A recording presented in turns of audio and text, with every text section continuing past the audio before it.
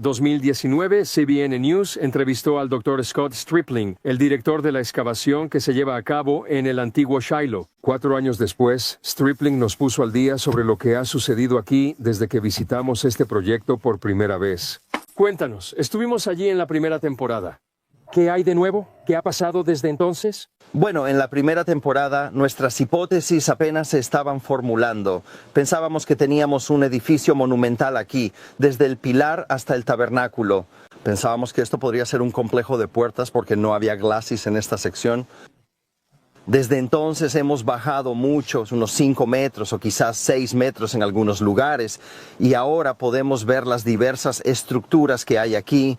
Y de hecho, ahora podemos decir que esto es muy probablemente la puerta a la que se refiere la Biblia. Y eso es algo bastante grande. ¿Y qué pasó en la puerta? ¿Por qué es esto tan importante? Bueno, la Biblia nos dice que Elí está en la puerta de Shiloh, cuando recibe la noticia de que el arca de la alianza ha sido capturada, que sus hijos han sido asesinados, se cae hacia atrás y muere en la puerta. Así que es una función que se menciona en la Biblia. Así que teníamos mucha curiosidad por saber si nos encontraríamos con ella. Shiloh no solo fue donde Elí vivió y murió, sino también el lugar donde Josué dividió la tierra prometida entre las 12 tribus, donde Ana oró por un hijo que se convirtió en el profeta Samuel y donde el tabernáculo del Señor estuvo durante casi 400 años. Stripling nos dio un recorrido por el sitio y nos llevó a quizás su descubrimiento más significativo. Este es el lugar donde venías a conectarte con Dios. Jerusalén sigue siendo una ciudad pagana por otros 300 años. El arca está aquí, el tabernáculo está aquí. ¿Y este es el lugar donde venías a conectarte con Dios? Ajá. ¿Crees que realmente has encontrado el tabernáculo? Bueno, sabes, no estoy listo para decir que lo sé con certeza, pero te diré que lo que tenemos es un edificio que coincide con las dimensiones del tabernáculo. Es del período del Hierro I, que es el período del tabernáculo de Elí y Samuel.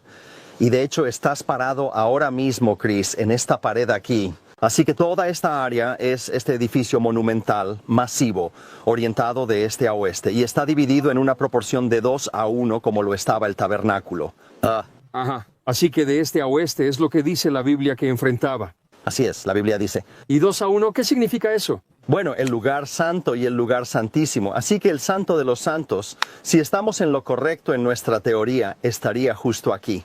Esto entre estas paredes sería donde estaba el arca de la alianza. ¿Podemos entrar? Vamos, ven. Ajá. ¿En qué estamos entrando ahora mismo? Esta es la pared que separaría lo santo de lo más santo. Bien, así que estás entrando en el santo de los santos. Muy bien, así que hay esta gran pared a tu derecha aquí abajo. Puedes ver dónde hemos llegado al fondo. Esto está preservado a 2.1 metros. Y este es el nivel del suelo. Así que toda esta área aquí, más o menos donde estamos parados, ven conmigo aquí. Muy bien. Probablemente estás parado donde estaba el arca de la alianza. ¿Por qué te sienta bien eso? Me hace sentir, profundo para empezar. Bueno, a mí también. Sí. ¿Cómo te sientes cuando tú? Escuchar hay una sensación de asombro. Solo tengo que decirte, profesionalmente, como académico, estoy asombrado. Y luego, como cristiano evangélico, estoy asombrado, ¿sabes? Tener el privilegio de poder excavar un sitio como este. Lo que saco de esto es que Dios hizo algo en la historia. Lo registró para nosotros en la Biblia. Tenemos evidencia de ello aquí. Una de las grandes cosas de nuestra fe es que puedes cuestionarla. Sabes, el ego de Dios no se lastima. La gente tiene preguntas, los espectadores también. Eso es honesto, sabes, exprésalas. Y solo invitaría a la gente a mirar esa evidencia. Y si han comprado la idea de que la Biblia es mitología o que no es histórica, les animaría a mirar lo que estamos encontrando aquí en Shiloh, leer el texto, orar al respecto, decidir por sí mismos. Y así es como la Biblia cobra vida. Esto es lo que hacemos. No solo caminamos la Biblia, excavamos la Biblia. Aquí en el antiguo Shiloh, mientras cavamos en el suelo, estamos literalmente viendo la evidencia de cómo era la vida en tiempos bíblicos. Y cerca también tienes un sitio de huesos. Bueno, te diré algo. Estamos en el negocio de los huesos, Chris. Ven, te mostraré de qué se trata. Está bien. Y este camino nos llevará a donde está el depósito de huesos del que hemos estado hablando. Así que esto Las personas que trabajan aquí están haciendo algo que nunca olvidarán el resto de sus vidas. Quiero decir, están descubriendo evidencia del sistema sacrificial. Estos eran animales que traían expiación, quiero decir, traían el perdón de los pecados para las personas mientras se conectaban con Dios de esta manera. Así que lo verás por ti mismo. La cerámica y los huesos cuentan una historia inconfundible que coincide con lo que leemos en el texto bíblico. Toda esta área debajo de nuestros pies, Chris, esto está sin excavar debajo de tus pies, y mis pies están sobre esto de hueso sólido esperando ser excavado. Hueso sobre hueso sobre hueso, y tenemos microestratigrafía en esta área, por lo que podemos ver que la deposición se ha hecho a lo largo de un largo periodo de tiempo, tal como dice la Biblia. ¿Y qué tipo de huesos encontraríamos aquí? Ovejas, cabras, ganado. Y desproporcionadamente del lado derecho del animal. Es como si esta mañana estamos viendo mandíbulas desproporcionadas del lado derecho en comparación con el izquierdo. Lo describiste antes, pero ¿por qué es tan significativo el lado derecho? Bueno, los sacerdotes son los que viven aquí, y Levítico 7 nos dice que el lado derecho del animal es la porción del sacerdote. Así que no puedo inventarme estas cosas. Sabes, tienes 100,000 huesos y están desproporcionados. Dame otra explicación. Simplemente coincide con lo que dice la Biblia. Bienvenidos a esta nueva exploración. Hoy nos metemos de lleno en un cruce de caminos fascinante. Historia antigua, espiritualidad profunda y arqueología. Bueno, arqueología muy reciente que está dando que hablar. Vamos a hablar del tabernáculo de Moisés y sobre todo de un posible descubrimiento en Silo que podría ser, bueno, bastante extraordinario. Nos basamos en una fuente que, por un lado, explica muy bien la estructura y el simbolismo del tabernáculo, y por otro, se hace eco de unas excavaciones en Silo a través de una entrevista que un medio llamado CBN News, que tiene un enfoque cristiano, le hizo al arqueólogo que dirige los trabajos allí, el Dr. Scott Stripling. La misión de hoy, pues a ver, entender qué era realmente el tabernáculo, por qué fue tan crucial para los israelitas, y luego poner sobre la mesa y analizar un poco las pruebas arqueológicas que este equipo cree haber encontrado en Silo. ¿Listos para darle una vuelta? Empecemos por lo básico, el tabernáculo. A ver, suena como a tienda de campaña, pero una tienda un poco especial, ¿no? Era mucho más que eso, ¿verdad? Muchísimo más, sí. Era, de hecho, el corazón de la vida religiosa de Israel mientras estaban en el desierto. Su propósito, iba más allá de lo práctico. Según el Éxodo, la idea era que fuera la morada de Dios aquí, en la tierra, en medio de su pueblo, ¿sabes? Un símbolo muy potente de que Dios estaba con ellos, guiándolos. Y lo curioso es que, cada detalle, los materiales, las medidas exactas, todo se describe como si Dios se lo hubiera dicho directamente a Moisés en el Sinaí. Eso le da un carácter sagrado, absoluto. No era un diseño humano, sino divino, según el texto. Entiendo. Como una especie de, embajada móvil del cielo aquí abajo. Y la estructura era muy específica, con zonas muy marcadas. Si empezamos por fuera. Exacto, como círculos concéntricos de santidad, por así decirlo. Lo primero, el atrio exterior, un patio grande, rodeado de cortinas de lino. Y ahí, dos cosas clave. El altar de bronce, muy grande, para los sacrificios de animales, era el punto de la expiación, ¿no? Y luego la fuente de bronce, para que los sacerdotes se purificaran antes de entrar a servir. O sea, limpieza. O sea, que ya desde fuera el mensaje era, necesitas perdón y necesitas purificación para acercarte. Vale. Y una vez dentro de esa especie de recinto exterior, estaba la tienda en sí, el lugar santo. ¿Qué había allí? Pues el lugar santo era donde los sacerdotes hacían el servicio diario. Había 3 elementos principales, cada uno con su simbolismo. Estaba la mesa de los panes de la proposición, 12 panes frescos cada semana, representaban la provisión de Dios para las 12 tribus, ¿sabes? El sustento. Enfrente, el candelabro de oro, la menorá, 7 brazos. Era la única luz allí dentro, simbolizaba la luz de Dios, la sabiduría. Y por último, justo delante del velo, que separaba la siguiente zona, estaba el altar del incienso. Pequeñito, ahí se quemaba incienso por la mañana y por la tarde. El humo subiendo, representaba las oraciones del pueblo que llegaban a Dios. Era como un lugar de comunión constante. Provisión, luz, oración. Vaya, elementos centrales de cualquier relación espiritual, ¿no?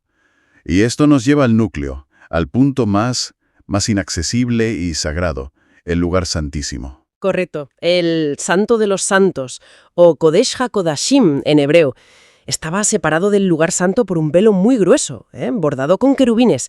Imagínate el ambiente ahí dentro. Solo había una cosa, el Arca del Pacto, una caja de madera de acacia forrada de oro puro por dentro y por fuera. Dentro, según cuenta la Biblia, estaban las tablas de la ley, el corazón del pacto, también un poco de maná, el pan del desierto, y la vara de Aarón que floreció como símbolo del sacerdocio. La tapa, el propiciatorio, era de oro macizo con 2 querubines enfrentados cubriendo el arca con sus alas. Y se creía que justo ahí, entre los querubines, se manifestaba la presencia de Dios de forma visible, lo que llaman la Shekinah, la gloria de Dios. ¡Uf, qué potente! Y el acceso, pues impensable para casi nadie. Solo el sumo sacerdote. Y solo una vez al año, en Yom Kippur, el día de la expiación. Para pedir perdón por todo el pueblo. Es increíble ese nivel de santidad concentrada. Oye, la fuente que usamos también comenta algo interesante. Cómo, desde el cristianismo, todo esto se ve como una prefiguración de Jesús, ¿no? Por ejemplo, eso de que solo hubiera una puerta para entrar al atrio, como Jesús diciendo, yo soy la puerta.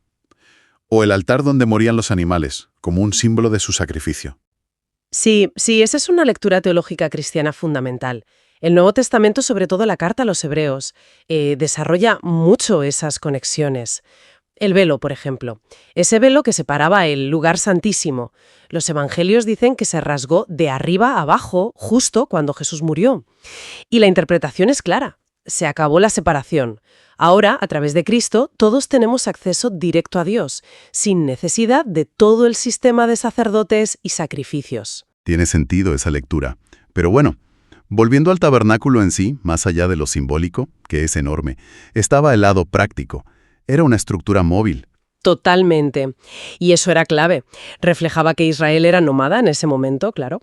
Pero también la idea de un Dios que se mueve con su pueblo, ¿sabes? Que no está fijo en un sitio, sino que les acompaña.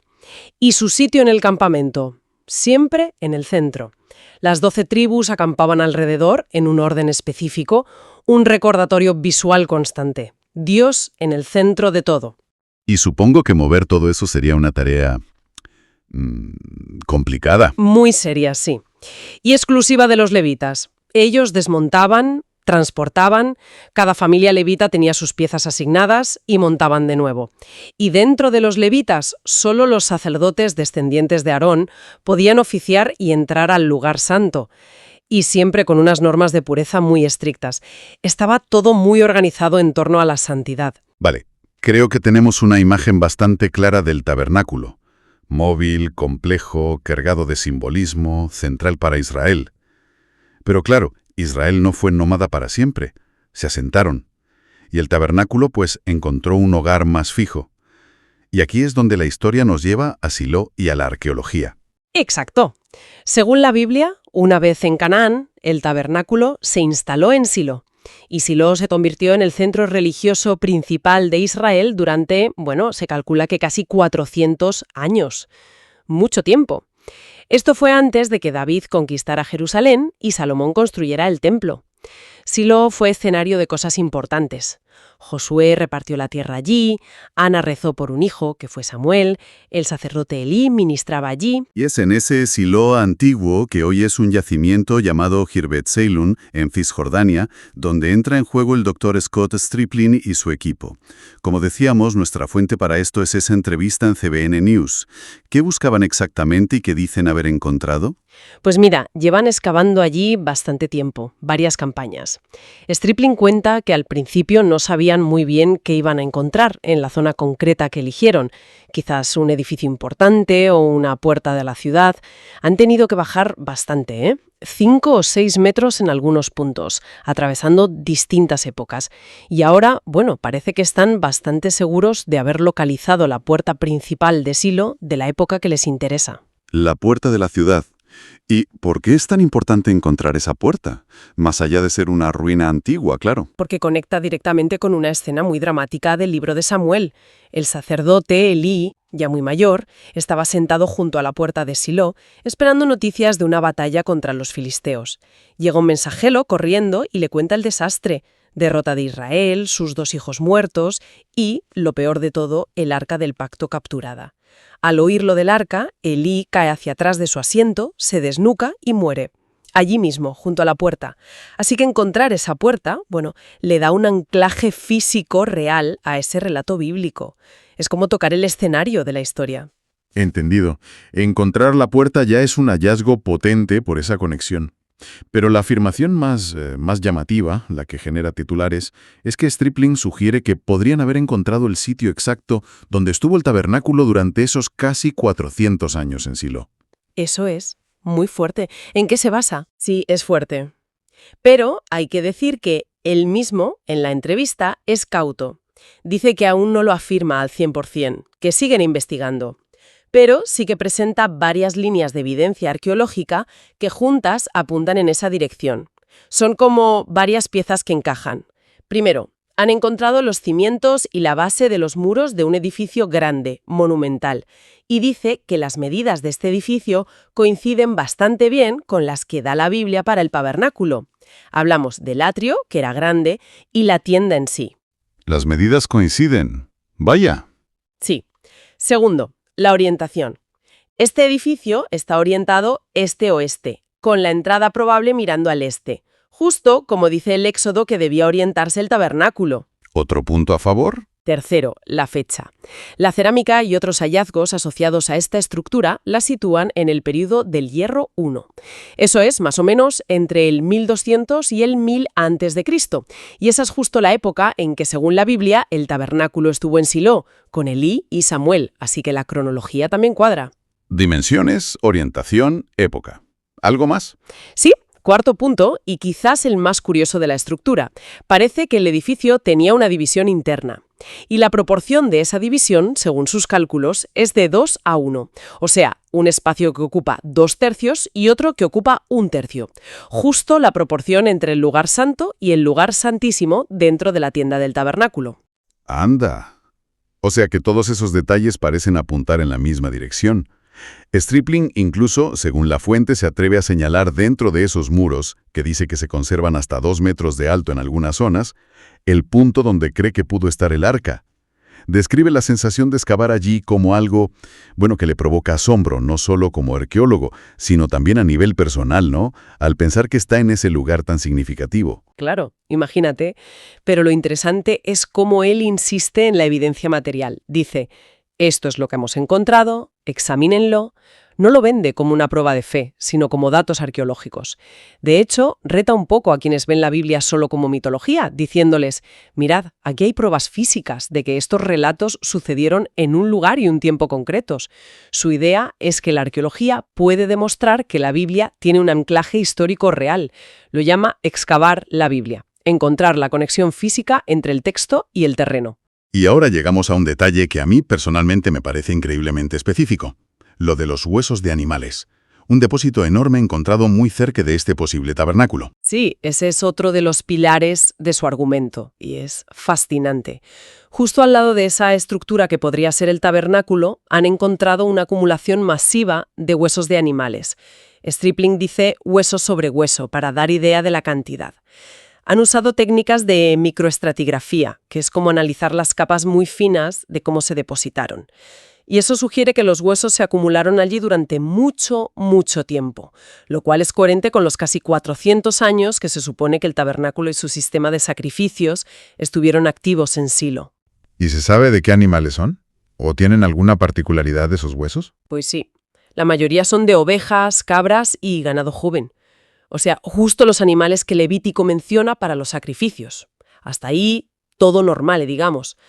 Pero lo que de verdad llama la atención, lo que Stripling presenta casi como «esto es increíble», es una anomalía estadística muy clara. Han encontrado muchos más huesos del lado derecho de los animales que del lado izquierdo. Menciona específicamente un exceso de mandíbulas derechas. Más huesos del lado derecho. Qué cosa más rara. ¿Y hay alguna explicación para eso? Pues aquí es donde Stripling hace la conexión más directa y la verdad sorprendente con la Biblia. El libro de Levítico, capítulo 7, detalla las normas de los sacrificios, y para algunos tipos de ofrendas, como las de paz, dice explícitamente qué parte del animal sacrificado era para el sacerdote que oficiaba. y menciona concretamente partes del lado derecho del animal, como el muslo derecho. No me digas. Sí. Entonces, la lógica de Stripling es, si los sacerdotes en Silo, durante casi 400 años, recibieron y consumieron sistemáticamente las partes derechas de miles y miles de animales, ¿dónde esperarías encontrar los restos óseos de esas comidas? Pues en un basurero cercano al lugar de culto.